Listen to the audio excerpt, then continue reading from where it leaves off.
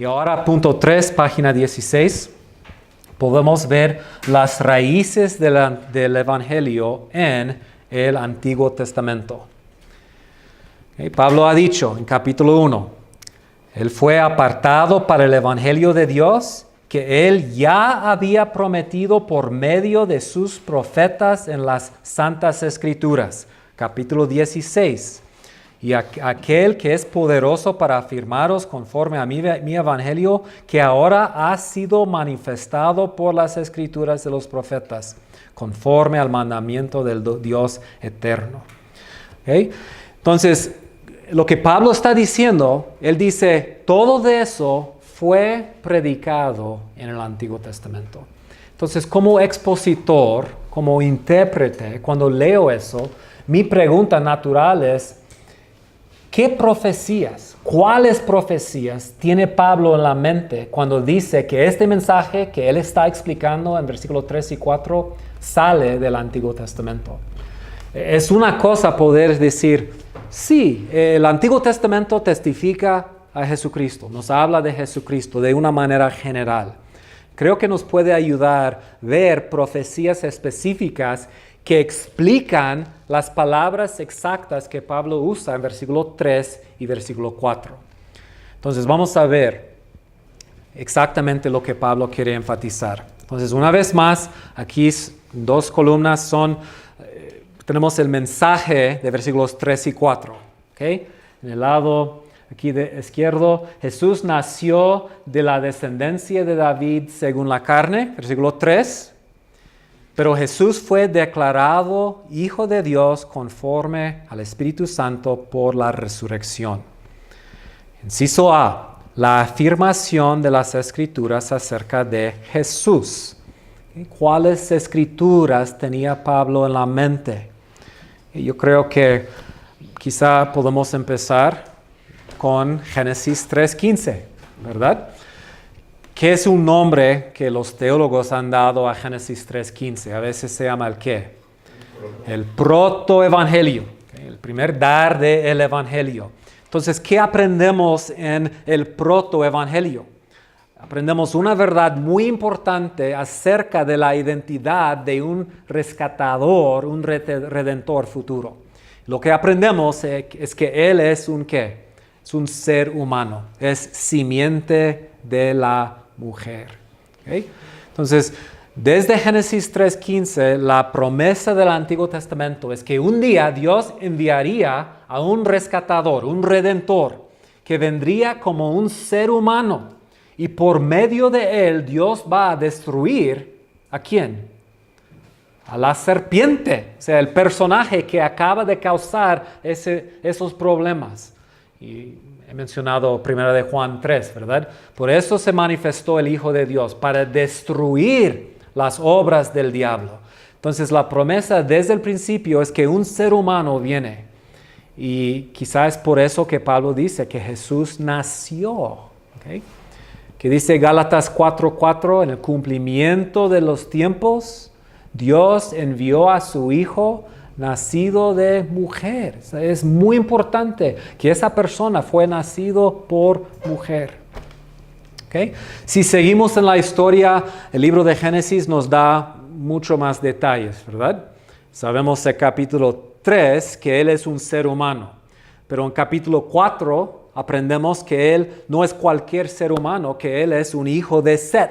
¿Okay? Entonces Adán y Eva al principio tenían 3 hijos, tenían más, pero tenían 3 hijos, Caín, Abel y Set. Y Set será él de que viene el Mesías. Si seguimos leyendo la historia, aprendemos de que de todos los hijos de Set, el Mesías será hijo específicamente de ¿quién?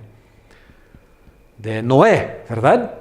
Pero Noé tenía 3 hijos. ¿De cuál hijo de Noé saldrá el Mesías? De Sem.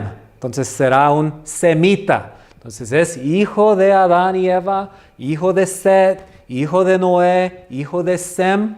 Luego tenemos la descendencia de Sem que nos lleva a Abraham, ¿verdad? Y Abraham tenía un hijo. Entonces él será hijo de Abraham, luego de Isaac, luego de Jacob. pero Jacob tenía 12 hijos. ¿Okay? ¿De cuál hijo saldrá ese Mesías? Y Génesis 49, 8 al 10 nos dice que específicamente va a venir de la tribu de Judá. Judá es como un león, dice Dios en ese pasaje. Y de Judá saldrá un rey a que será la obediencia de las naciones. Un rey que gobernará todas las naciones saldrá de Judá. Entonces sigue la Biblia dándonos más y más detalles acerca de la identidad de esa persona. Y en 2 Samuel 7 llegamos a un punto muy importante en la historia. En Génesis 49 menciona que será un rey, ese redentor, ese rescatador futuro. Pero en 2 Samuel 7 Dios nos da a un detalle más. ¿Alguien que lea 7, 12 al 14a? Cuando tu vida llegue a su fin y vayas a descansar entre tus antepasados, yo pondré en el trono a uno de tus propios descendientes y afirmaré su reino. Será él quien construya una casa en mi honor y yo afirmaré su trono real para siempre. Yo seré su padre y él será mi hijo. Okay. Entonces, de todos los hijos y toda la descendencia de Judá, el rey futuro será hijo específicamente de ¿quién? De David. Okay. De David. Entonces, esas promesas fueron dadas a David. Y Dios ahí dice que él va a tener una relación muy especial con ese descendiente futuro. ¿Qué será su relación con ese descendiente? ¿Qué será la relación del descendiente con Dios? Será su hijo. ¿Okay? Dios será su padre y él será el hijo de Dios. Entonces eso es importante porque Adán no cumplió con su tarea de ser hijo de Dios. Israel tampoco cumplió con su tarea de ser el hijo de Dios. Entonces, ¿qué necesitamos? Necesitamos un rey, un mejor hijo de Dios que nos puede guiar. Si seguimos leyendo, especialmente los salmos y los profetas, habla mucho de ese futuro hijo de David y nos explica muchos detalles sobre quién será él y cómo será él. Pero hermanos, cuando llegamos al Nuevo Testamento, los autores del Nuevo Testamento y los apóstoles para explicar a esta persona quién es Jesucristo y ellos quieren proclamar a Jesucristo, y entonces buscan palabras, buscan imágenes, buscan ideas para comunicar quién es Él y qué ha hecho, a dónde van para encontrar palabras e ideas para explicar su identidad y su trabajo, su obra. Van al Antiguo Testamento. Entonces, un ejemplo es Hechos 13, 32 al 35. Y varios puntos aquí importantes. Alguien que lea Hechos 13, 32 al 35, por favor. Y noten ahí que tengo citas del Antiguo Testamento, porque aquí Pablo, en su sermón en Antioquía, por lo menos cita en esos versículos 3 pasajes del Antiguo Testamento. Perdón, brinqué Salmo 2, ¿verdad? Ok, muy importante. Salmo 2 es uno de los salmos reales que es comentarios sobre el pacto davídico. Y aquí en Salmo 2 Dios comenta sobre la rebelión de las naciones, ¿verdad? Las naciones y sus reyes se han levantado contra Dios y contra su Mesías, su rey mesiánico. ¿Y cómo responde Dios a esa rebelión? He establecido mi rey sobre Sión, mi santo monte. Yo proclamaré el decreto del Señor. Noten esa palabra, decreto del Señor. ¿Dónde hemos visto esta palabra hoy? Romanos 1:4. Él fue ¿qué? Declarado hijo de Dios. Entonces, Salmo 2 habla de un decreto de Dios. ¿Y qué es el decreto de Dios? Yo proclamaré el decreto del Señor. ¿Y qué es? Tú eres mi hijo, me ha dicho. Hoy mismo te he engenerado. Entonces, ¿qué dice Pablo en 1:4? Él fue declarado ¿qué? Hijo de Dios conforme al Espíritu Santo por la resurrección. Entonces, cuando Pablo dice eso, seguramente él tiene en la mente ¿cuál salmo? Salmo 2. Y vamos a ver eso en Hechos 13. Perdón, ya puede leer Hechos 13, 32 al 35. Nosotros les anunciamos a ustedes las buenas nuevas respecto a la promesa hecha a nuestros antepasados. Dios nos ha cumplido plenamente a nosotros, los descendientes de ellos, al resucitar a Jesús, como está escrito en el segundo salmo: tú eres mi hijo, hoy mismo te he engendrado. Dios nos resucitó para que no volvieras jamás a la corrupción. Así se cumplieron estas palabras: yo les daré las bendiciones santas y seguras prometidas a David. Por eso dice en otro pasaje: no permitirás que el fin de tu santo sea la corrupción. ¿Ok? Entonces, primero nos dice quién o cómo y cuándo Jesús fue declarado Hijo de Dios. Y lo dice que fue ¿con qué? Resurrección. Con la resurrección. Okay, entonces cita Salmo 2 para hacer ese punto. Luego cita Isaías 55, 3. Yo les daré las bendiciones santas y seguras prometidas a David. Entonces, por medio de Jesús, la identidad davídica de Jesús es declarada, pero también su identidad como el Hijo de Dios. Y luego cita otro salmo davídico, que es Salmo 16, donde David, con confianza en la resurrección futura, dice: no permitirás que el fin de tus santos sea la corrupción. ¿Okay? No sufrirá la corrupción, una promesa de la resurrección del Mesías. Ahora, lo que quiero hacer es también leer un pasaje de Hechos 2. Ahora no es predicación de Pablo, es predicación de Pedro. Pero quiero que noten cómo él agarra los mismos temas. Salmo 2, la declaración de Jesús como Hijo de Dios, el cumplimiento por medio de la resurrección y la obra del Espíritu Santo. Y allí todos los puntos que Pablo menciona aquí en versículos 3 y 4 se van a ver. ¿Okay? ¿Alguien que lea Hechos 2, 29 al 36, por favor?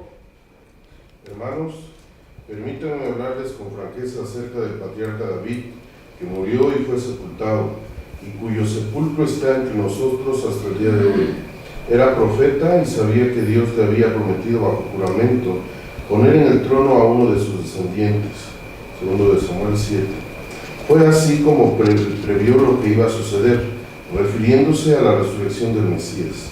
Afirmó que Dios no dejaría que su vida terminara en el sepulcro, ni que su fin fuera la corrupción. Salmo 16. A este Jesús Dios lo resucitó, y de ello todos nosotros somos testigos. Exaltado por el poder de Dios y habiendo recibido del Padre el Espíritu Santo prometido, ha derramado esto que ustedes ahora ven y oyen. David no subió al cielo y sin embargo declaró: dijo el Señor a mi Señor, siéntate a mi derecha, hasta que ponga a tus enemigos por estrado de tus pies. Salmo 110. Por tanto, sépalo bien todo Israel, que a este Jesús, a quien ustedes crucificaron, Dios lo ha hecho Señor y Mesías. Romanos 1:4. Nuestro Señor Jesucristo. Okay. Entonces Pablo cita 2 de Samuel 7 para decir que Jesús es el Rey mesiánico, el Hijo de David, el Hijo de Dios prometido en esa promesa. Pero también cita Salmo 16. El punto ahí importante es que es la resurrección. El día de la resurrección es el día en el cual Dios proclamó públicamente: Él es mi Hijo, Él es el Rey. ¿Qué es la resurrección? Es una declaración de Dios el Padre acerca de la identidad de Jesucristo. Si Jesús se hubiera quedado allí sepultado, nadie hoy sabría algo de Él. O sea, solo sabemos que Él es el Rey mesiánico, que Él es el heredero de esas promesas por medio de esa proclamación. ¿Ok? Entonces, conclusiones. Dios prometió exaltar a un hijo de David como rey sobre el reino de Dios. Y ese rey sería el Hijo de Dios, y con la resurrección, Dios ha cumplido esa promesa y Jesús ahora es el Rey exaltado. Nota cómo Pedro termina en Hechos 2. Dios lo ha hecho, dos cosas. ¿Cuáles son? Señor y Cristo o Mesías, Rey ungido. ¿Y qué tiene ese Rey ungido? Tiene señorío, tiene potestad, tiene dominio. Podemos pensar en muchos otros pasajes. Yo pienso en Daniel 7, esa visión del Hijo del Hombre que se presenta delante del anciano de días. Y el anciano de días le da ¿qué? Dominio, potestad. ¿Para qué? Para gobernar todas las naciones. Entonces, ¿cuándo se cumplió eso? ¿Cuándo recibió Jesucristo esa potestad y ese dominio? Bueno, según el Nuevo Testamento fue por medio de la resurrección de Jesús y su exaltación a la diestra de Dios. Por medio de eso Dios proclama, tú eres mi hijo, y es cumplimiento de otra promesa. Salmo 110:1, que habló de la exaltación y entronización del Rey a la diestra de Dios. Entonces, ¿qué es lo que Jesús hace allí desde el trono de Dios? Él gobierna, Él reina sobre las naciones. Y ese punto va a ser importante en lo que sigue. Entonces, inciso A es la afirmación de las Escrituras acerca de Jesús. Cuando Pablo dice que Jesús y su mensaje fue proclamado del Antiguo Testamento, esos tipos de pasajes son los que Pablo tiene en la mente. Y hermanos, hay que entender que no son de poca importancia. O sea, si regresamos al libro de Hechos y nos preguntamos, ¿qué fue el mensaje que Pablo proclamó? Es este mensaje, son estas profecías, esos pasajes. Entonces, si queremos nosotros entender el Evangelio bien, si queremos comunicar bien el Evangelio, nuestro mensaje para predicar todo el consejo de Dios tiene que incluir esas profecías, esas promesas. ¿Okay? Pero no solamente habla el Antiguo Testamento de Jesús. Inciso B, la afirmación de las Escrituras acerca del Evangelio. Porque Pablo dice que el Evangelio fue prometido por medio de sus profetas en las Santas Escrituras. Entonces, segunda pregunta es, ¿dónde proclama el Antiguo Testamento el Evangelio? Muchos cristianos piensan que la palabra Evangelio fue invención de Jesús o de los apóstoles, que no se encuentra en el Evangelio hasta que llegamos a ¿qué? El Nuevo Testamento. Pero Pablo dice que el Evangelio de hecho fue algo proclamado por el Antiguo Testamento. Entonces, quiero hacer la misma cosa y ver varias profecías. ¿Dónde se habla del Evangelio en el Antiguo Testamento? Bueno, antes de ir al Antiguo Testamento, quiero notar lo que dice Marcos 1 y 2. Marcos habla de la historia de Jesús como el Evangelio. ¿Cómo comienza el libro de Marcos? Dice, comienzo del Evangelio de Jesucristo. Entonces, Él va a hablarnos del Evangelio de Jesucristo y lo que Él va a contar, Él dice, es el comienzo del Evangelio. Entonces, ¿de qué estás hablando, Marcos? ¿Cómo es que es el comienzo del Evangelio? Bueno, el comienzo del Evangelio de Jesucristo, ¿qué? El Hijo de Dios, sucedió como está escrito en el profeta Isaías. Entonces, ¿por qué escogió Marcos usar la palabra evangelio para escribir la historia de Jesucristo? ¿En qué sentido es la historia de Jesucristo el evangelio? Porque si preguntamos a casi cualquier cristiano hoy en día qué es el evangelio, su respuesta será, somos pecadores, Dios nos ama, Jesús murió en la cruz para rescatarnos de nuestros pecados y llevarnos al cielo si nosotros nos arrepentimos y creemos en Jesús. O sea, el Evangelio es un mensaje muy específico y muy breve.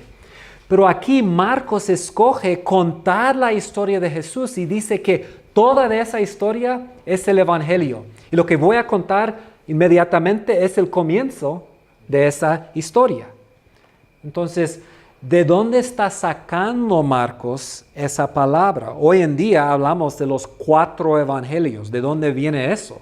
Viene de Marcos 1:1. La historia de la vida de Jesús es el evangelio. Entonces podemos ver que el evangelio no es simplemente un mensaje muy breve o muy específico.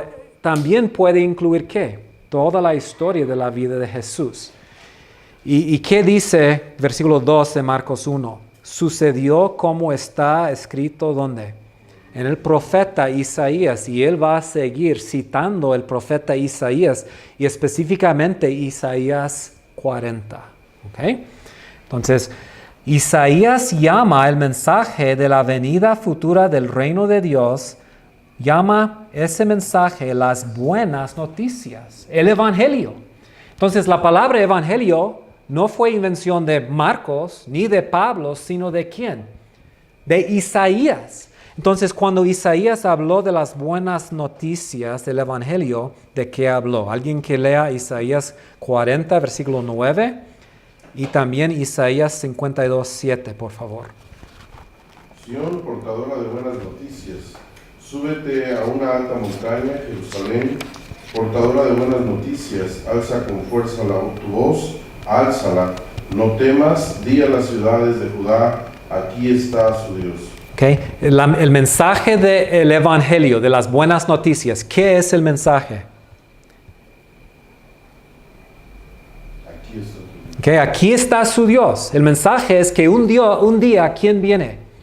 Dios viene. Y podemos pensar, ya conocemos bien este pasaje, el mensaje es de un mensajero que va a preparar ¿qué? Los caminos de Jehová, de Yahvé. Él viene y Él viene con un propósito muy específico. Él viene para establecer su reino. Eso es claro en Isaías 40, pero ¿qué dice Isaías 52:7? Que también usa la misma palabra, evangelio, buenas noticias. ¿Alguien, por favor? Qué hermosos son sobre los montes los pies del que trae buenas nuevas, del que proclama la paz, del que anuncia buenas noticias, del que proclama la salvación, del que dice a Sión, tu Dios reina. Okay. Tu Dios reina. Entonces, otra vez, ¿qué es el evangelio? ¿Qué son las buenas noticias según Isaías? Dios viene y Él va a reinar. Entonces, Marcos comienza su evangelio diciendo, comienzo del evangelio, ese mensaje como Isaías proclamó. ¿Y quién es la persona que él proclama? El Hijo de Dios, el Rey mesiánico. ¿Okay? Entonces el evangelio de Isaías es que un día Dios enviaría a su Rey para establecer su reino de santidad y justicia. El evangelio que Pablo predica incluye ese mensaje. Entonces, en este momento podemos ver que hay diferentes maneras de describir el evangelio. O sea, cuando una persona dice el evangelio es el mensaje de que somos pecadores, que Jesús nos ama y nos ha enviado a su Hijo para morir en la cruz, para quitar nuestros pecados, y si nosotros creemos en Él, seremos salvos. ¿Sí o no? Es el evangelio. ¿Okay? Sí, es el evangelio. Pero también podemos tomar unos pasos atrás y ver que el evangelio también es un mensaje más amplio. ¿Okay? Según Isaías, ¿qué es el evangelio? ¿Okay? El evangelio es ese mensaje de lo que Dios va a hacer para enviar al mundo ese rescatador, esa simiente de la mujer, para destruir el reino de la serpiente y establecer el reino de Dios. Y Pablo quiere que sepamos que el mensaje del evangelio es un mensaje particular y específico, y es un mensaje también muy amplio. Entonces el evangelio tiene dos partes o dos aspectos. La parte individual, y Pablo va a hablar mucho de esa parte individual. ¿Okay? Lo que yo tengo que hacer, confiando en Jesús, creyendo en Jesús, lo que tengo que hacer para recibir su justicia, para ser justificado. Es la parte individual, pero también hay una parte amplia, una parte comprensiva, y es el establecimiento del reino de Dios. Entonces, ¿qué son las buenas noticias? que el mundo que salió del huerto de Edén no es la última realidad, que Dios viene, va a hacer una nueva creación, va a restablecer su reino y va incluyendo a nosotros en ese reino. ¿Ok? Entonces, tanto el mensaje del Evangelio como la persona de Jesucristo fue anunciado en el Antiguo Testamento. ¿Okay? Otra vez, un punto muy importante para Pablo, hablando a judíos y gentiles y demostrándolos la solidaridad del pueblo de Dios y el plan de Dios. ¿Ok? ¿Comentarios o preguntas? También ustedes en línea pueden participar.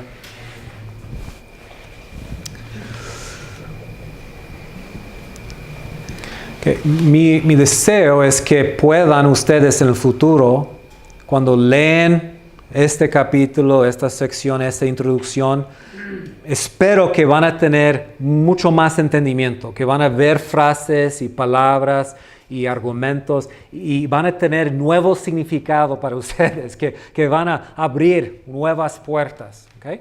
Y eso es el deseo, yendo versículo por versículo, abriendo desarrollando cada punto. ¿Okay? Bien. Ok, si no hay preguntas o comentarios, vamos a seguir. Número 4, la meta de la predicación del Evangelio. Entonces vimos en la tabla en página 14 que el tema de su mensaje es el Evangelio, el enfoque de esa predicación es el Hijo de Dios, fuente, escrituras de los profetas, y vimos que la meta es lo que Pablo llama la obediencia a la fe. Y notan, por favor, que tanto capítulo 1 como capítulo 16 conecta esa obediencia con las naciones. Entonces, en 1:5 es para promover la obediencia a la fe entre todos los gentiles. En capítulo 16 se ha dado a conocer a todas las naciones para guiarlas a la obediencia a la fe. Entonces, la meta de su predicación es lo que Pablo llama la obediencia a la fe. Entonces, nuestra pregunta exegética, haciendo la exégesis, analizando el texto, ¿qué significa obediencia a la fe?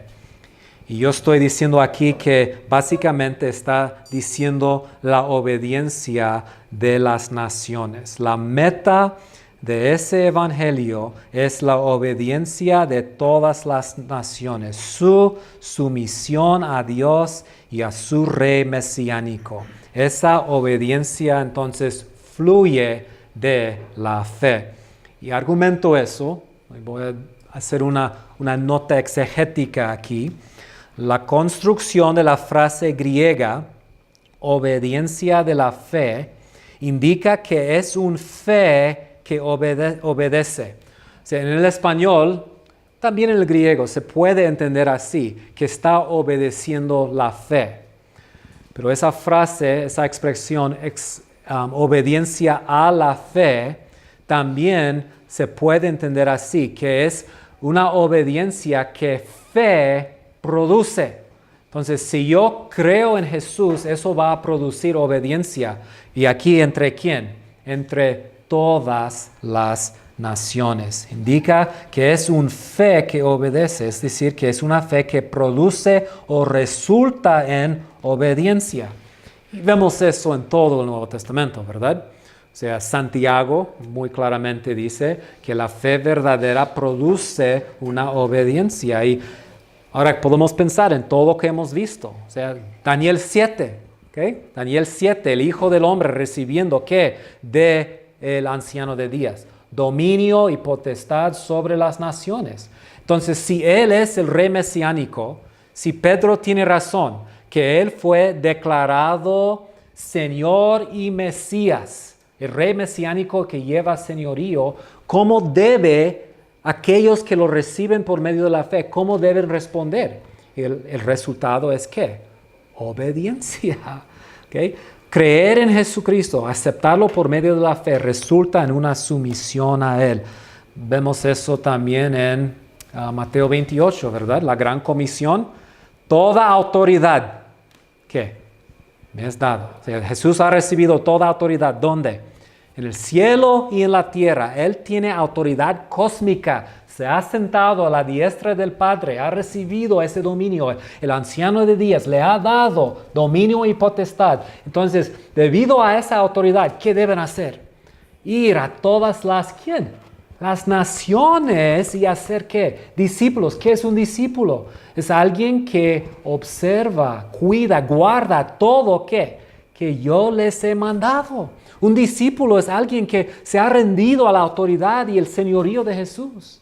Entonces el discipulado es el proceso de enseñar a las personas que someter su vida a la autoridad de Jesucristo.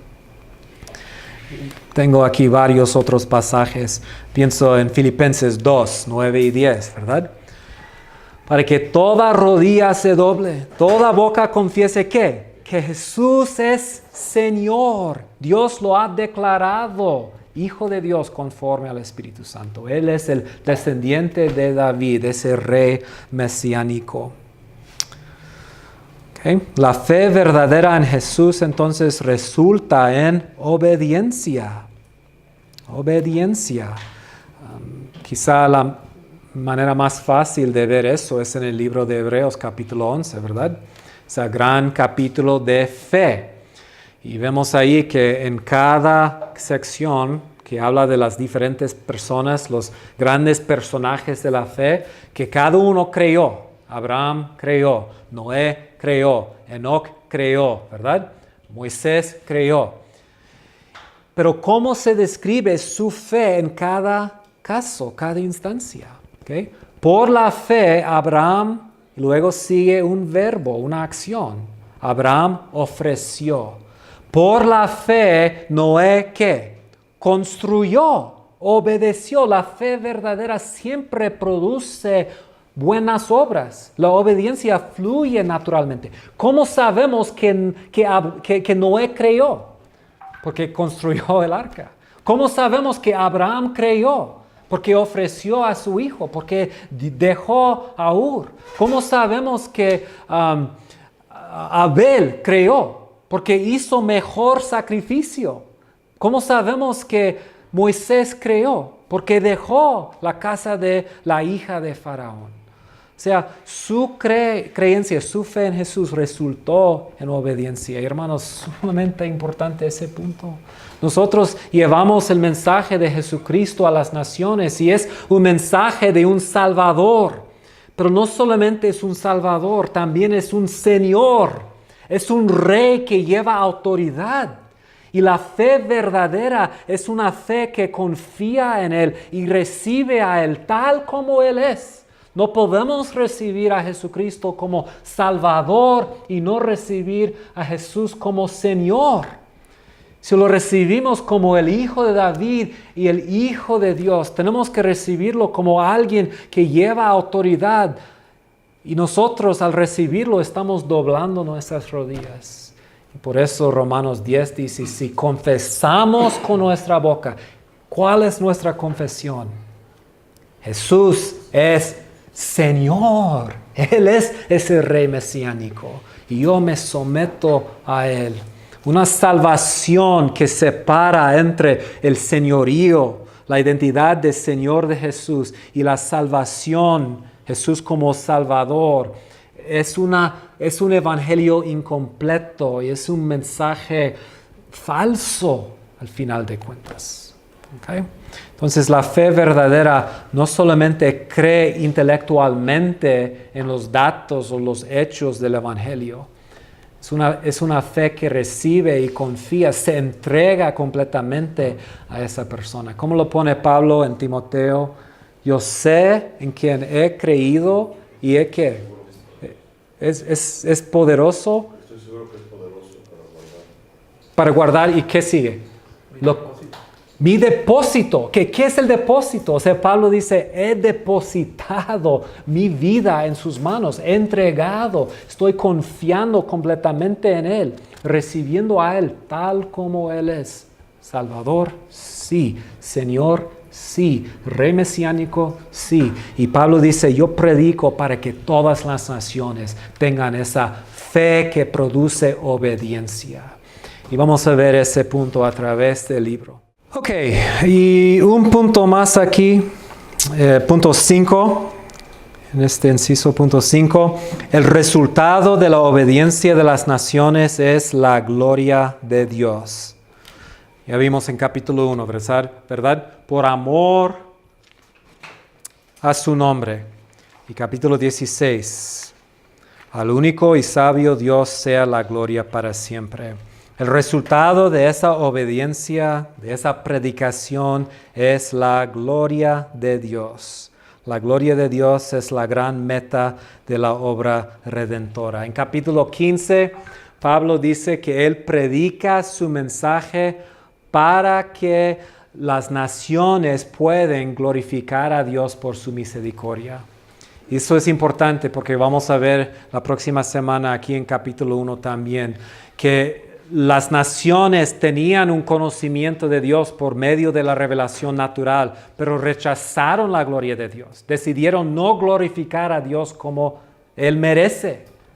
¿Okay? Entonces, el problema, el gran pecado de la raza humana es no darle la gloria. Por eso Romanos 3:23 que dice que todos han pecado y están destituidos ¿de qué? De la gloria de Dios.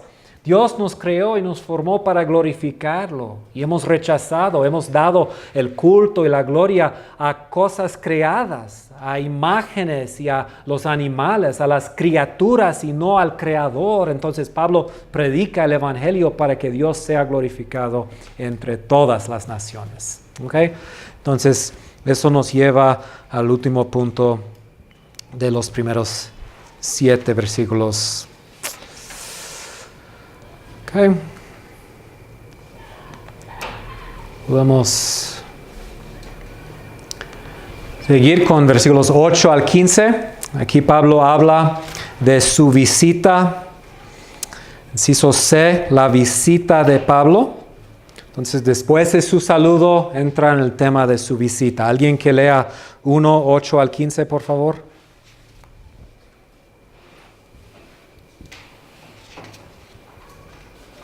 En primer lugar, por medio de Jesucristo, doy gracias a mi Dios por todos ustedes, pues en el mundo entero se habla bien de su fe.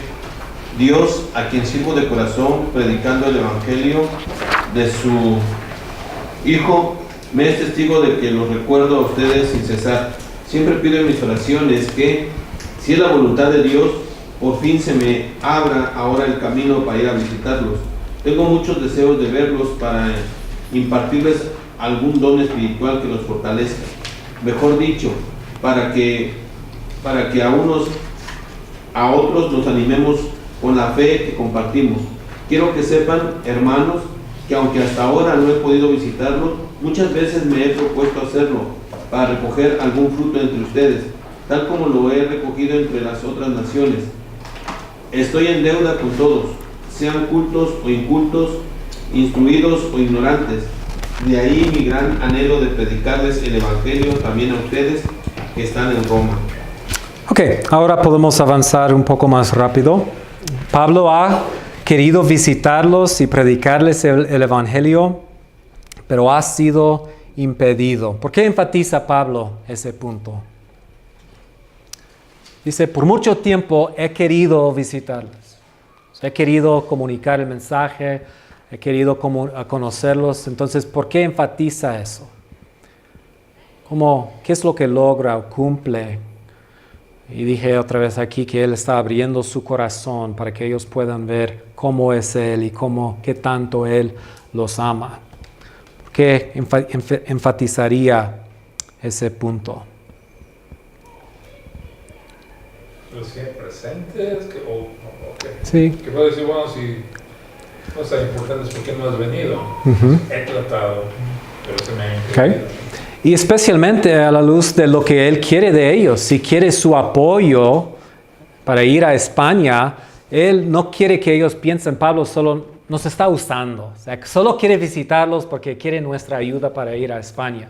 No, Pablo dice, mira, por mucho tiempo mi deseo ha sido conocerlos. Y Él otra vez abre su corazón para que ellos puedan ver. Él tiene un amor por ellos. Él quiere visitarlos y los tiene en muy alta estima. Él los aprecia Entonces en versículo 10, en versículo 13 enfatiza eso, ha sido impedido. ¿Y qué es lo que Pablo quiere lograr con su visita? Menciona 3 cosas. En versículo 11, quiere impartirles algún don espiritual que los fortalezca. Entonces quiere edificarlos, quiere ser de bendición para ellos. Pero también, versículo 12, para que unos a otros nos animemos con la fe que compartimos. Entonces, Pablo no está diciendo, yo estoy aquí arriba y quiero ministrar a ustedes. Él reconoce que por estar con ellos, ellos también van a animar a él. Y a través de los años, en diferentes lugares a donde he ido, me he encontrado muchas veces diciendo a los hermanos, llegué aquí porque me invitaron a predicar y vine para ser de bendición para ustedes, pero hermanos, ustedes me han sido de bendición, ¿no entienden? Yo salgo de aquí grandemente edificado por haberles conocido. Y es una forma de expresar mi amor y mi aprecio por ellos, porque es verdadero, ustedes lo saben, ¿verdad? ¿Cuántas veces hemos querido ministrar a alguien y esa persona es usado por Dios para servir y ministrar y animar a nosotros? Entonces Pablo quiere que ellos sepan, no es que simplemente yo soy el apóstol y ustedes tienen cosas que pueden recibir de mí. No, Pablo los aprecia, reconoce que ellos son el pueblo de Dios, que ellos tienen dones y también pueden animar a él. Versículo 13, y para recoger algún fruto entre ustedes, tal como lo he recogido entre las otras naciones. Entonces sí quiere cosechar, quiere recoger fruto de entre ellos. Versículos 14 y 15, el motivo de Pablo. ¿Por qué hace todo eso? Dice, estoy en deuda con todos, sean cultos o incultos, instruidos o ignorantes. De allí mi gran anhelo de predicarles el evangelio también a ustedes que están en Roma. Entonces, ¿en qué sentido está Pablo en deuda? Okay, vamos a pensar por un momento en esta frase. ¿En qué sentido es Pablo un deudor? Obviamente cuando dice, ay de mí si no predico este evangelio. Entonces hay una compulsión ahí, ¿verdad? Se lo hace porque tiene que hacerlo. Pero usa ahí esa palabra deudor. O sea, tiene que hacerlo porque tiene una deuda. Entonces, ¿cómo funciona eso? ¿Qué es esa deuda que él tiene? Su llamado, ¿no? También, o sea, el motivo específicamente porque Dios los llama es para ser apóstol a los gentiles, ¿no? Okay. A todos, ¿no? Entonces, quizá no él se siente, o sea, es su responsabilidad, ¿no? Okay. Ha sido encomendado con alguien, algo. Si entendemos que hay diferentes tipos de deuda, hay 2 clases aquí de deuda. Puedo tener deuda porque tengo algo prestado, ¿ok? Entonces, si el hermano Eduardo me presta 10 millones de pesos, ¿ok? Gracias, hermano. Si él me presta 10 millones de pesos, ya estoy en deuda. He sido dado algo y debo regresarle lo que él me ha dado. Entonces, eso es una clase de deuda. Pero hay otra clase de deuda, ¿ok? Puede ser que el hermano Eduardo me da 10 millones de pesos para el hermano Roberto. En ese momento, ¿qué tengo? Una deuda. No al hermano Eduardo, sino a Roberto. Entonces puede ser que tenga una deuda porque he sido dado algo para compartir. Y Pablo vez tras vez en sus escritos dice eso. Que Dios me ha dado, me ha encomendado ese mensaje. Yo llevo un tesoro que Dios me ha dado y tengo que compartirlo. Ok, entonces con este párrafo Pablo los está preparando para su visita apostólica.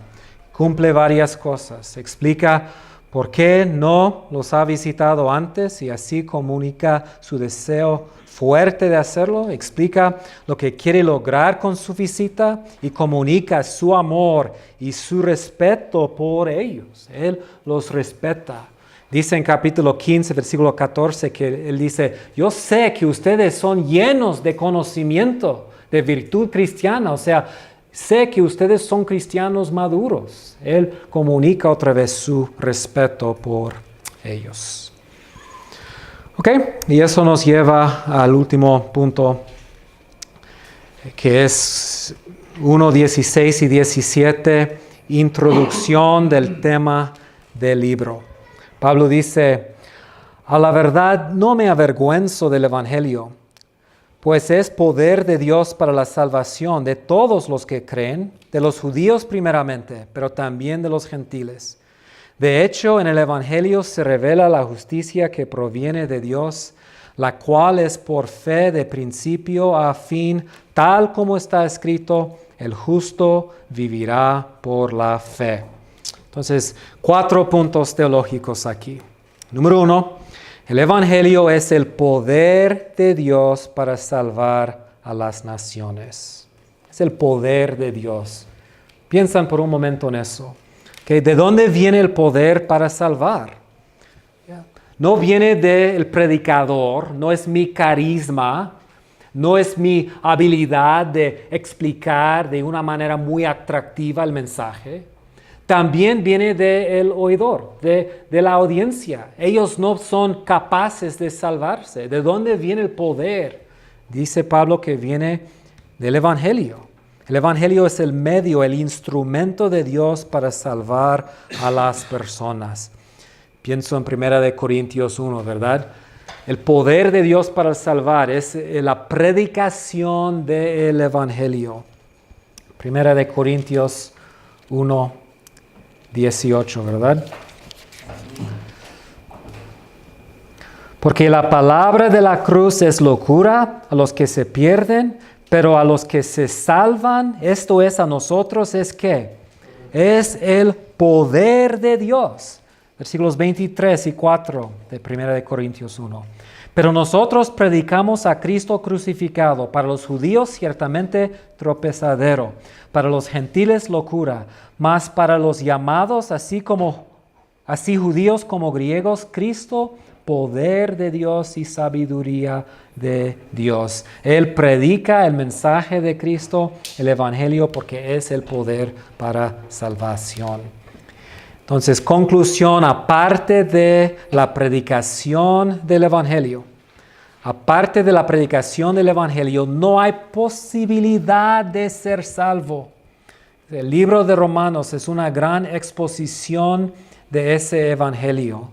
Romanos 10 dice: ¿cómo pueden creer si no reciben el mensaje? Si alguien no predica el mensaje.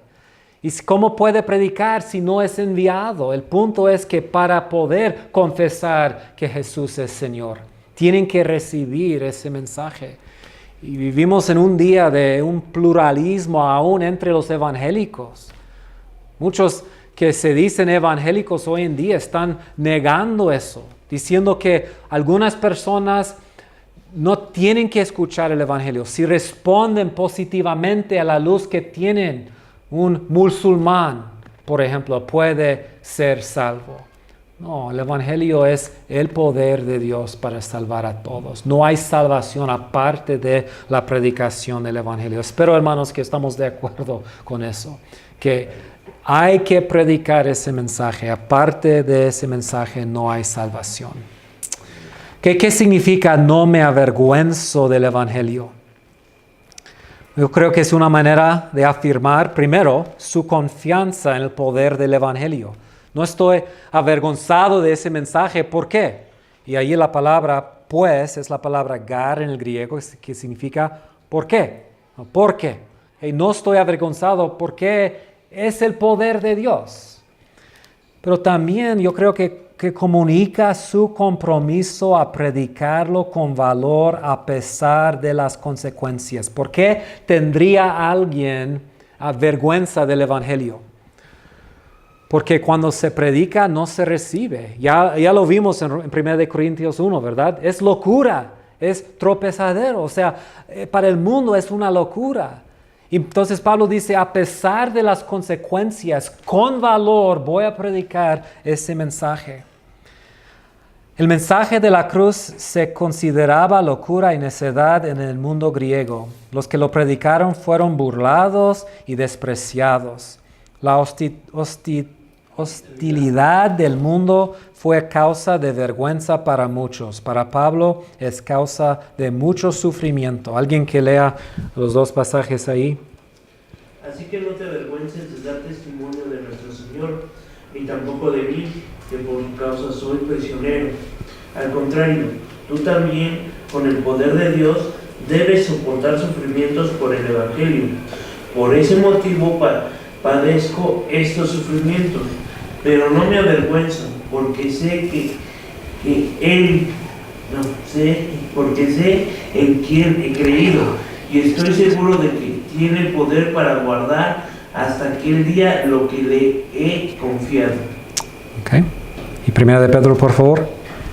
Pero si alguien sufre por ser cristiano, que no se avergüence, sino que alabe a Dios por llevar el nombre de Cristo. Okay. Entonces, la predicación del Evangelio para muchos resulta en ¿qué? En vergüenza, porque causa el rechazo, causa el sufrimiento. Entonces, Pablo predica con valor ese mensaje, no tiene vergüenza de ese mensaje. Número 2, el Evangelio es poderoso porque revela la justicia de Dios. Eso va a ser un tema muy importante en esta carta. La justicia de Dios, la justificación, la palabra justo como adjetivo se usa vez tras vez tras vez. Entonces, en este momento que les quiero dar una definición. ¿Qué es la justicia de Dios? La verdad es que tiene diferentes usos y diferentes significados. En un caso, es un atributo de Dios. ¿Okay? Dios es ¿qué? Dios es justo. Entonces, la justicia se puede referir a Dios en su carácter, su naturaleza. Es un atributo de Dios. Pero también la justicia de Dios es una posición o estado dado por Dios. Es una posición o estado dado por Dios. Es algo que Dios nos da. Él es justo, pero ¿qué nos da? Nos da su justicia. Filipenses 3:9 dice, y ser hallado en Él, ha dejado todo para ganar a Cristo y ser hallado en Él, no teniendo mi propia justicia que es por la ley, sino la que es por la fe en Cristo, la justicia que es de Dios por la fe. Yo quiero tener la justicia de Dios, es algo que Dios me da, no porque la he producido por medio de la ley, es algo que he recibido por la fe. Entonces es un atributo de Dios, es una posición dado por Dios, pero especialmente en el Antiguo Testamento es una actividad de Dios de traer la salvación. La actividad de Dios de traer la salvación es su justicia. Hay muchos ejemplos de eso. Aquí tengo dos. Por ejemplo, Isaías 51, 4-8. Estad atentos a mí, pueblo mío, y oídme, nación mía, porque de mí saldrá la ley y mi justicia para luz de los pueblos. Entonces, su justicia, ¿qué es?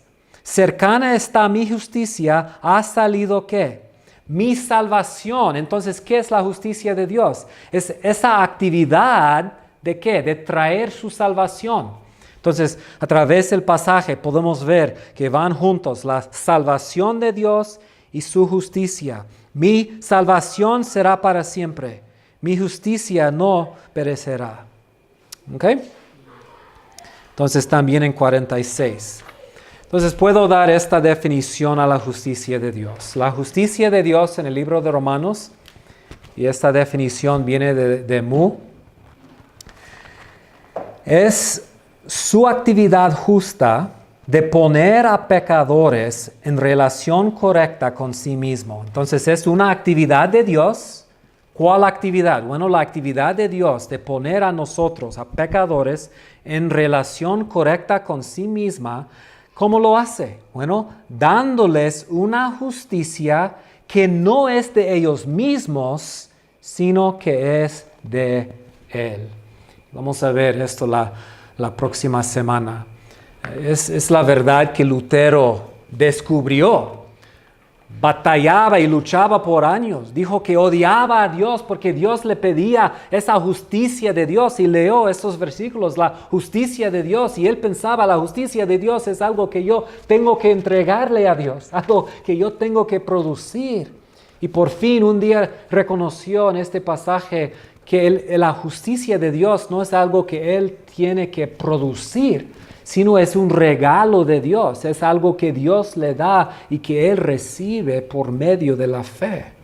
Entonces el mensaje del Evangelio es el mensaje de la revelación de la justicia de Dios. Las buenas noticias son que la obra salvador de Dios prometida en el Antiguo Testamento ha comenzado en Jesucristo. A través de Él, los pecadores pueden ser declarados justos delante de Dios. O como lo dice Pablo en 3:21, ahora, aparte de la ley, se ha manifestado la justicia de Dios, testificada por la ley y por los profetas. Y en las próximas semanas creo que vamos a llegar a un nuevo o mejor, por lo menos mejor entendimiento de qué es la justicia de Dios y qué es lo que Él ha hecho para concedernos esa justicia. Tercer punto que Pablo hace aquí, que será clave para su libro, esta justicia de Dios se recibe, ¿cómo? Por la fe. Es por fe de principio a fin, dice la Nueva Versión. O sea, es completamente por la fe, por nada más. La salvación por la fe, o sea, no por la ley, fue testificada por el profeta Habacuc. ¿Qué dijo Habacuc? El justo vivirá por la fe, o el justo por la fe vivirá. Otra vez, Pablo usando el Antiguo Testamento para apoyarse y para demostrar la veracidad de su verdad. Y en las semanas que vienen también vamos a hablar mucho de la fe. ¿Qué es la fe verdadera? ¿Cómo funciona la fe verdadera? ¿Cómo se expresa esa fe? ¿Qué es una fe falsa? ¿Y cómo es que la fe nos trae la salvación de Dios? Y número 4, esta salvación es para todos, para judíos y gentiles sin excepción. Entonces Pablo dice, de hecho, en el Evangelio se revela la justicia que proviene de Dios, la cual es por fe de principio a fin, tal como está escrito, el justo vivirá por la fe. Versículo 16. De los judíos primeramente, pero también de los gentiles. Salvación de todos los que creen. La oferta de la salvación es universal.